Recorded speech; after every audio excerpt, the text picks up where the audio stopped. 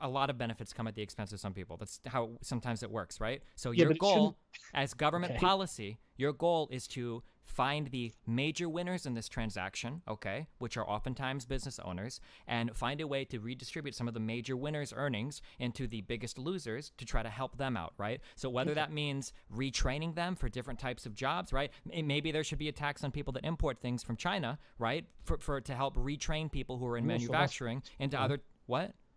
I'm not sure that just arbitrary tariffs are a wise move. But It's go on. not Sorry, carry arbitrary at all. I'm talking about specific taxes on businesses that take advantage of cheap labor and having that money divested in a way that helps people that have lost jobs, right, to retrain into either complementary or otherwise different positions, right? Maybe what you do is maybe you find that a fuck ton of business owners are taking advantage of Mexican immigrants coming over the southern border, and you have a tax for every immigrant that comes over, and this is sent into some kind of education fund to help lower class people of all races, right? We can tax the biggest winners that are benefiting from immigration and find ways to redistribute these winnings to the native population to educate them more, to train them into better jobs. This is a scenario where literally everybody can potentially be a winner, so that they can train into other types of jobs, so that they can train into other types of jobs, so that they can train into other types of jobs. There are 3.5 million truck drivers in this country right now. It's the most common job in 29 states.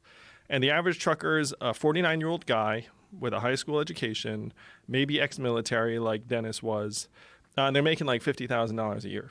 So then if you say, hey, I'm going to retrain 500,000 truck drivers, for what exactly is like issue number one? Right. And then these guys didn't love school 30 years ago. It's not like driving a truck has made them really excited about the idea. Yeah. And then the new job you're training them for, I looked into the data as to how good we were at retraining, let's say, displaced manufacturing workers in the Midwest when we started decimating their jobs.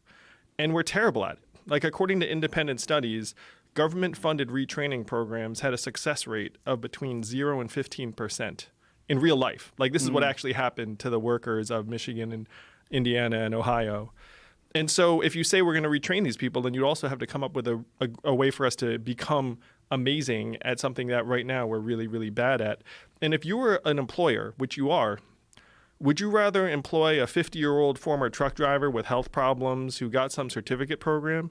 Or would you rather hire a 25-year-old kid who went to community college, is probably cheaper, has lower expectations, and his skills are natively going to be a little fresher? I mean, if you were an employer, you'd probably choose number two.